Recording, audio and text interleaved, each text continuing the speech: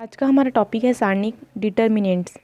ये इसके बारे में हम थोड़ा जानेंगे। पहले तो लिखा है देखिए यहाँ पे दिया है दो चर वाले रैखिक समीकरण के निकाय। ये हमने दो समीकरण दिया है a1x1 plus b1 equal to 0, a2x plus b2 equal to 0।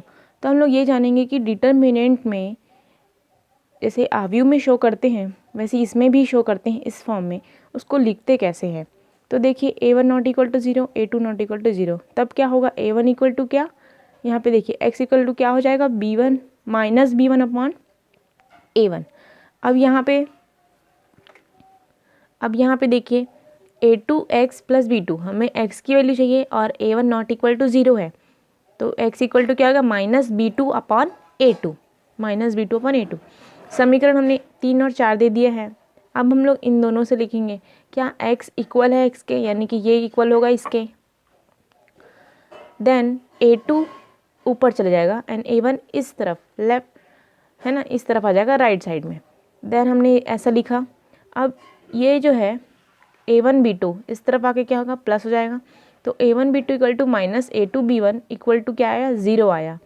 तो इसको हम लोग इस फॉर्म में लिख सकते हैं। कैसे लिख सकते हैं, फर्स्ट a1 यहाँ पे आएगा, second b2 where b2 here, minus यहाँ पे लगेगा ये वाला, माइनस a2 b1, माइनस लिखना नहीं है। जैसे कि मैंने यहाँ पे अगर हमने इसको देखा 2 3 4 9, ये क्या है डिटर्मिनेंट निकालना है। कैसे निकालेंगे देखिए, 2 सबसे पहले आएगा 2 का इंटू किसके साथ होगा 9 के साथ, 2 का इंटू होगा 9 के साथ, माइनस फिर ये वाला टर्म a12 का फॉर्म लिखेंगे यहाँ पे 3 इंटू a21, बस इसी फॉर्म से ये सॉल्यूशन होगा। यहाँ पर देखिए जो दो कोटि की होती है उसमें माइनस प्लस किस फॉर्म में लगाते हैं, जो विकर्ण होता है, मुख्य विकर्ण क्या है ये और ये, इसका इंटू पहले डायगोनल का डायगोनल से इंटू होगा, तो पहले इस डायगोनल का इंटू होगा इससे, फिर क्या आएगा बीच में माइनस साइन लगेगा, फिर क्या होगा सेकेंड डायगोनल यानी कि a2 b1 का इंटू होगा यहाँ से। इस फॉर्म में हम निकालते हैं, यानी कि मुख्य विकर्ण के अवयवों का गुणनफल माइनस शेष अवयवों के गुणनफल। और यहाँ पे ये तो धन्य चिन्ह होगा, बीच में माइनस आएगा, फिर ऋण चिन्ह आने का 3। हम यहाँ पे कुछ एग्जांपल देखते हैं, जैसे कि PQRS हम लोग को एक डिटर्मिनेंट दिया हुआ है, तो हमने इसको डेल माना, डेल इक्वल टू ये है, तो क्या होगा P का इंटू ऐसे, यानी कि मेन डायगोनल का इंटू इससे किया, फिर क्या लगाए माइनस लगाए Q और R जो बचा हुआ है उसका, ठीक है ये आया। उसके बाद इसको अगर देखा जाए ये तो हुआ एक कांस्टेंट, यानी कि एक एलिमेंट की बात हो रही है। अगर एलिमेंट क्या हो, एलिमेंट कोई अंक हो, तो फिर 2 का इंटू 2 के साथ यानी कि 4, माइनस 4 का इंटू -1 के साथ, तो माइनस माइनस प्लस यानी कि +4, प्लस करेंगे तो 8, यही आंसर होगा। अब हम देखते हैं इसे साइन थीटा वाले फॉर्म में, तो साइन tan थीटा ये हम लोग को दिया हुआ है।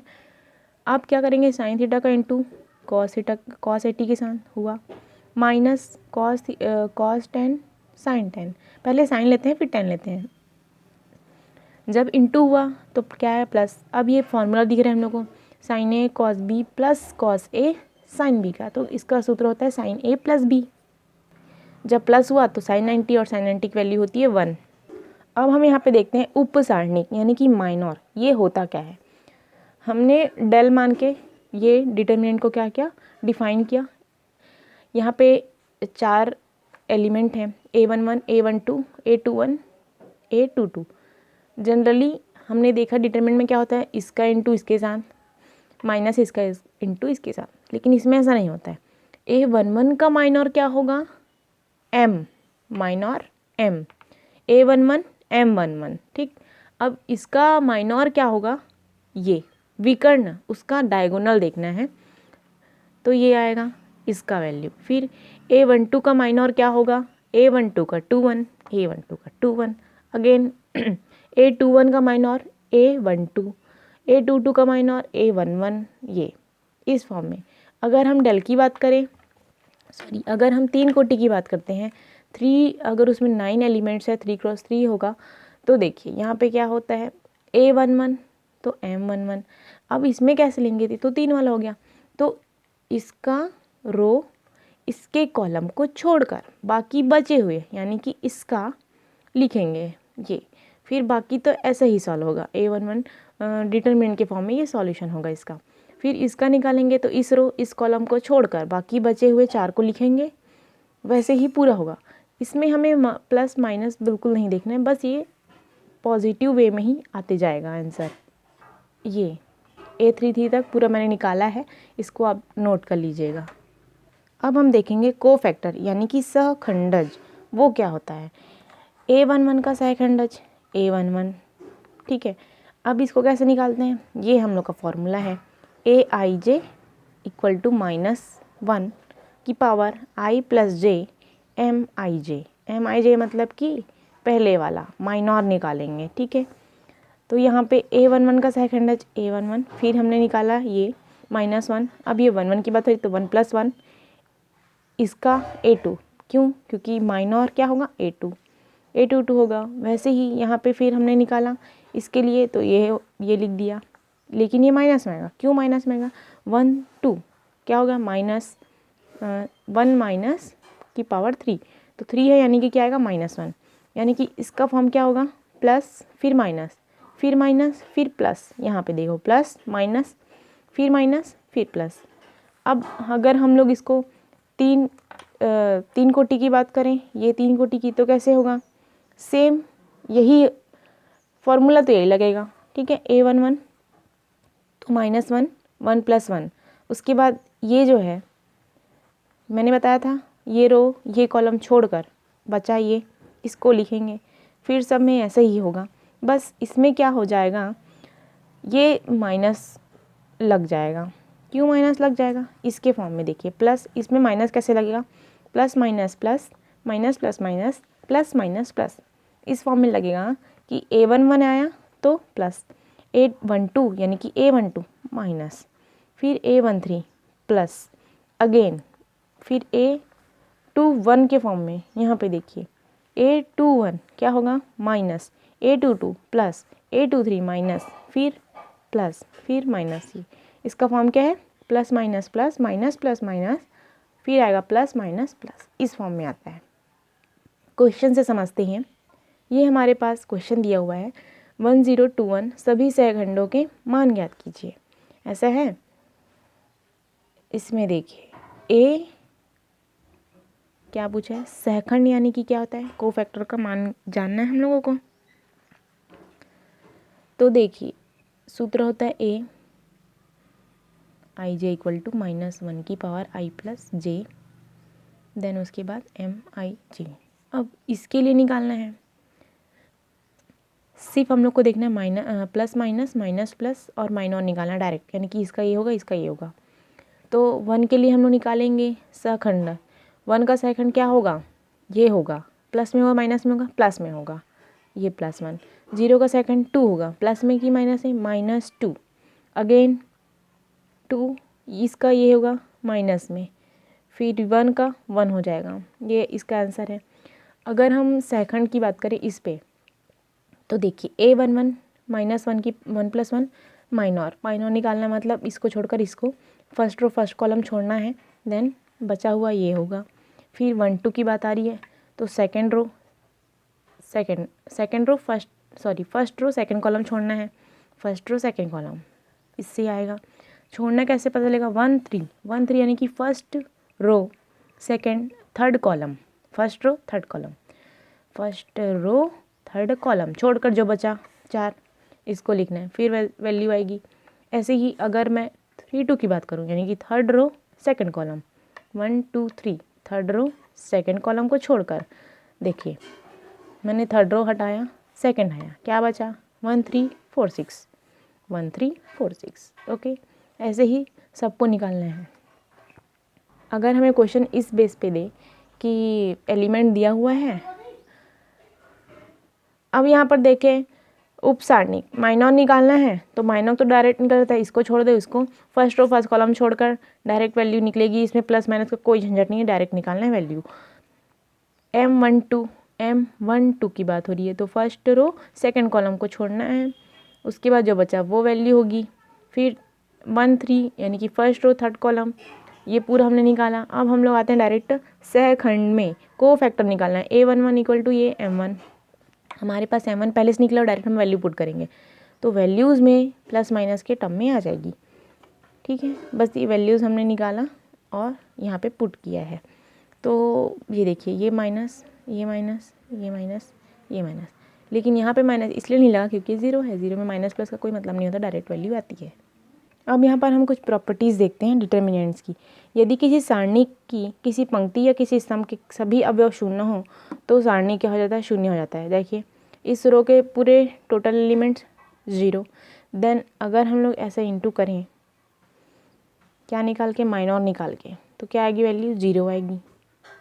ठीक, वैसे ही फिर से किसी सारणी की पंक्तियाँ, स्तंभ और ये परस्पर बदल जाएं तो क्या आता है, सारणी अप्रतिवर्तित रहता है, परिवर्तित नहीं रहता। हमने सिर्फ इसको एक्सचेंज कर दिया है। कैसे एक्सचेंज किया, जितने रो हैं वो कॉलम में आ गए, जितने कॉलम वो रो में आ गए, नो चेंज। अगेन हमने फिर किया, नो चेंज। स्पष्ट है कि ये दोनों चेंज नहीं होगा। फिर पूछा, यदि किसी सारणी के दो संलग्न पंक्तियों स्तंभों परस्पर बदल दिए हैं तो माइनस, सिर्फ यहाँ पे क्या आता है, सिर्फ एक चिन्ह लगता है, वो भी माइनस का। इसमें एक ही डिफरेंस होगा, अगर हम लोग किसी रो को रो से चेंज कर दिए या किसी कॉलम को कॉलम से, तो सिर्फ हमारे पास एक माइनस चिन्ह लग जाएगा, बाकी एज अ टीज रहेगा।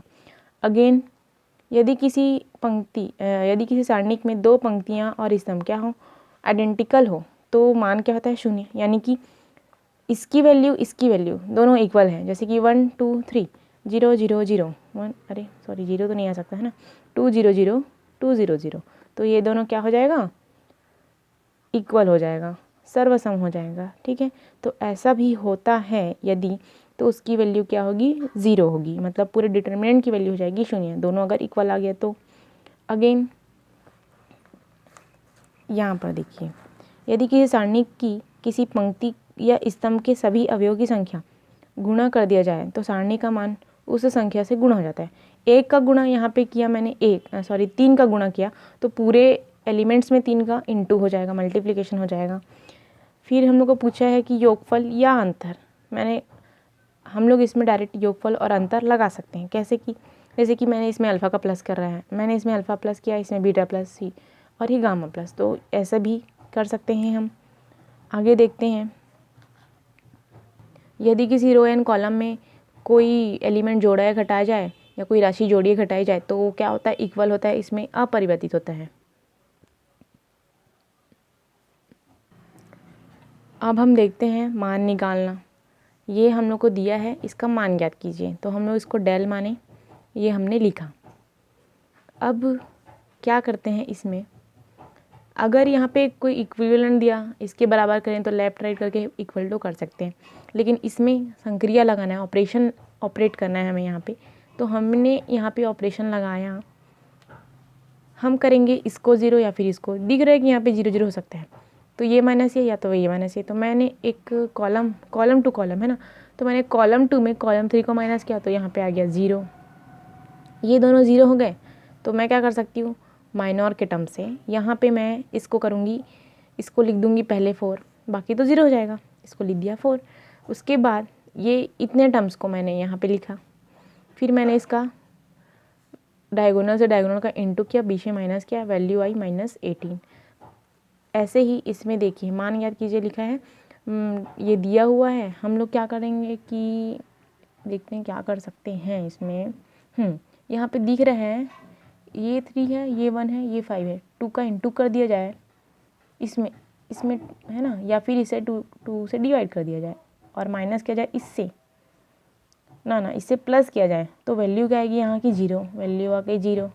और किसी भी रो या कॉलम की पूरी वैल्यू अगर 0 है तो वैल्यू आती है 0। ऐसे ही हम वैल्यूज़ फाइंड आउट करेंगे। यहाँ पे दिया है W इकाई अधिकल्पित घनमूल है, ऐसा बताया है। हमें पता है W क्यूब की वैल्यू होती है 1, W4 की वैल्यू होती है W 1 प्लस ओमेगा स्क्वायर की वैल्यू होती है 0। ये ओमेगा है ना, W नहीं है। 1 ओमेगा स्क्वायर दिया हम लोग को, ये दिया है। अब हम लोग क्या निकालेंगे, हम लोग को वैल्यू चाहिए इसकी, तो हम लोग को ये वैल्यू पता है कि ये फॉर्मूला हम लोग होता है 1 plus omega square equal to 0 होता है। तो हम लोग देखिए यहाँ पे 1 omega square 1 omega square 1 omega square. तो हम लोग क्या करेंगे, पूरे को ऐड कर देंगे। क्या, मैं संक्रिया लगा रही हूँ एक कॉलम में मैंने लगाया कॉलम में संक्रिया। क्या लगाया, C1 एक ऑपरेशन है C1 इस कॉलम में, C1 plus C2 plus C3, C1 plus C2 plus C3 मैंने पूरा ऐड किया तो इसकी वैल्यू होती है 0। ये पूरी वैल्यू आ गई 0। अगर किसी डिटर्मिनेंट में किसी भी एक रो या एक कॉलम की वैल्यू 0 आ जाए तो पूरी वैल्यू क्या हो जाती है 0, इसलिए क्या हो गया 0 हो गया। हमें यहाँ पे बताना भी है कि क्यों हुआ है, रीज़न बताना है इधर। इसे देखिए, ये हमारे पास एक डिटरमिनेंट दिया है और इक्वल भी दे दिया है। मैंने लेफ्ट हैंड साइड और राइट हैंड साइड हम लोग को इक्वल दे दिया है, मतलब इसको इक्वल करना है 0, ये हम लोग को दिख रहा है। अब वो कैसे कर सकते हैं ये देखते हैं। ये हम लोग को दिया हुआ है, हम लोग इसमें क्या लगाएंगे, ऑपरेशन लगाएंगे C3 में लगाते हैं, कॉलम 3 में क्या लगाएंगे C3 प्लस C2। मैं इस ऑपरेशन को इस बेस पे लगा रही हूँ ताकि अगर ये देखिए यहाँ पे कुछ अलग है, ये प्लस किया तो पूरा इक्वल हो जाएगा। अगर इक्वल हो गया तो मैं इस कॉलम से AB plus BC plus CA पूरा क्या कर सकती हूँ, कॉमन निकाल सकती हूँ। मैंने कॉमन निकाल दिया तो क्या आ गया 1 1 1।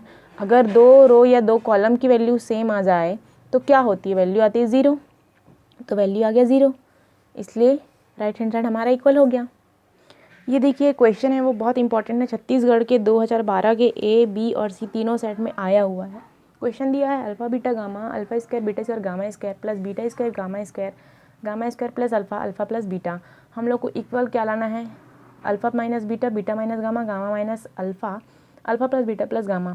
तो इसमें हम लोग देखेंगे कि कैसे alpha plus beta plus gamma हो सकता है। ये बस alpha plus beta plus gamma दिया है, तो हम लोग क्या करते हैं R1 में यहाँ से, है ना, R1 में R3 को ऐड कर देंगे तो क्या होगा, अगर हम लोग कर देते हैं तो क्या होता है alpha plus beta plus gamma, alpha plus beta plus gamma आ गया। हमने कॉमन निकाल दिया, सबसे एक चीज़ तो आ गया। चलो अब निकालना है alpha minus beta, beta minus gamma, gamma minus alpha. वो कैसे निकलेगा, यहाँ पर देखिए हम लोग को 1 1 मिल गया है। हम लोग क्या करते हैं, माइनस कर देते हैं, इसको 0 ला देंगे तो फिर इसका माइनर निकाल के हम वैल्यू ला सकते हैं। तो हम लोग इस पर ऑपरेशन लगाते हैं, column minus column 1 and column 3 में माइनस करेंगे कॉलम 1 को। हम लोग ने माइनस किया, हमें वैल्यू मिली, यहाँ पे हमने माइनस किया, हमें यहाँ से वैल्यू मिली। उसके बाद देखिए इस वैल्यू से हम अल्फ़ा प्लस बीटा निकालेंगे और गामा प्लस अल्फ़ा, ये माइनस के फॉर्म में, इन दोनों को हम लोग बाहर निकाल लेते हैं, उभयनिष्ठ के फॉर्म में हमने निकाला, हमें इस वैल्यू में मिली। अब हम लोग माइनर निकालेंगे इसके बेसिस पे माइनर निकाला। जब हम लोग माइनर निकालते हैं तो ये माइनस इसके साथ इंटू होगा तो प्लस के फॉर्म में आएगा, ये आएगा। अब यहाँ पे देखिए ये और ये कैंसिल हो गया, क्या बचेगा बीटा माइनस गामा, तो हमारा राइट हैंड साइड आ गया। ये डिटर्मिनेंट्स और अवयव के लिए आपको बहुत ज़्यादा प्रैक्टिस चाहिए, स्पेशली डिटर्मिनेंट्स के लिए, क्योंकि इसको निकालना है, मतलब उसको हमको पहले से आना चाहिए। ये एक क्वेश्चन दिया हुआ है, ये भी एग्ज़ाम में आया हुआ है, इसको आप सॉर्ट आउट कीजिए और ये बहुत इजी पड़ता है, बस हमें इसमें प्रैक्टिस देनी पड़ेगी, अदरवाइज़ इसमें ज़्यादा कुछ है नहीं। आप लोग इसको सॉल्व कीजिए and thank you. Next part में हम इसका सॉल्यूशन एंड बाकी क्वेश्चंस देखेंगे।